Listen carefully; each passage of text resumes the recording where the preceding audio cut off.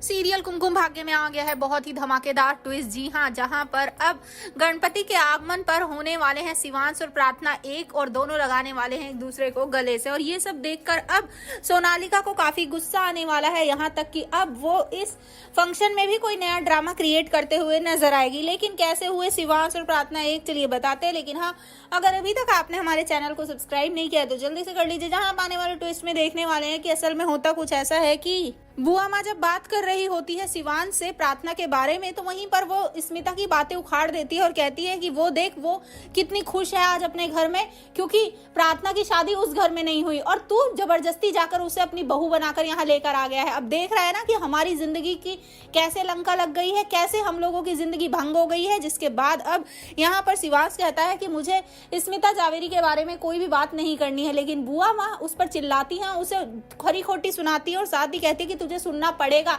क्योंकि तेरी माँ है ही इतनी बुरी कि उसे कोई फर्क ही नहीं पड़ता है। देख कितनी खुश है आज वो अपने घर में अपने बेटे के साथ। मुझे तो कभी उसकी आंख में कोई आंसू नहीं नजर आया, क्योंकि प्रार्थना तो हमारे घर में है तो आंसू तो हमारे आंखों में आएंगे ना। जिसके बाद यहाँ पर वो काफी कुछ सुना देती है, जिसके बाद यहाँ अब शिवांश को काफी बुरा लगता है और वो रोते रोते अपने रूम में चला जाता है और अंदर से लॉक कर लेता है। तभी यहाँ प्रार्थना ये सब सुन रही होती है और वो बुआ माँ को आकर कहती है कि आप कितनी सेल्फिश है ना, मतलब आपको ये नहीं दिख रहा है कि उन्हें कितना दर्द हो रहा है। उन्होंने आपसे बोला भी कि उन्हें स्मिता जावेरी के बारे में बात नहीं करनी, लेकिन आपको तो गड़े मुर्दे उखाड़ने हैं। जिसके बाद यहाँ दोनों में काफी बहस होती है, लेकिन प्रार्थना वहां से चली जाती है। तभी वो बार बार देखती है और शिवांश के मूड को ठीक करने की कोशिश करती है, यहाँ तक कि वो पैर में चोट लगने का नाटक भी करती है, लेकिन शिवांश उस पर ध्यान नहीं देता है। जिसके बाद अब यहाँ पर जब बप्पा के आगमन के लिए अब सारे साज सजावट का सामान आ चुका होता है, तो वही सब लगा रही होती है प्रार्थना, लेकिन उसने स्टूल एक छोटा सा लिया होता है।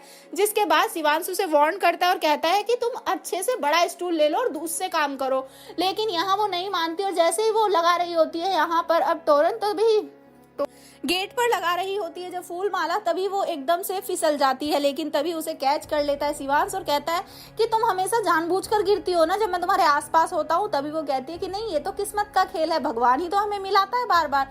लेकिन शिवांश को गुस्सा आ जाता है, वो वहीं छोड़कर उसे चला जाता है। जी हाँ, यहाँ पर अब इन दोनों के बीच जहाँ इतना मनमुटाव चल रहा है, लेकिन जैसे ही बप्पा आएंगे वो अपने साथ बहुत सारी खुशियां लेकर आएंगे। जिसके बाद अब शिवांश की आंखें खुल जाएंगी और उसे पता चल जाएगा कि बुआ माँ सिर्फ उसके इमोशंस के साथ खेलती हैं और ये बात उसे एहसास दिलाने वाली है प्रार्थना। जी हाँ, वो सबूत देने वाली है उसे और वो डाइवोर्स वाली बात भी बताने वाली है कि डाइवोर्स देने के लिए भी बुआ माँ ने ही उसे उकसाया था। तो भैया आप कितने एक्साइटेड है ट्विस्ट के लिए हमें जरूर बताएं। ऐसी खबरों से जुड़े रहने के लिए आप हमारे चैनल को जरूर सब्सक्राइब कर लें।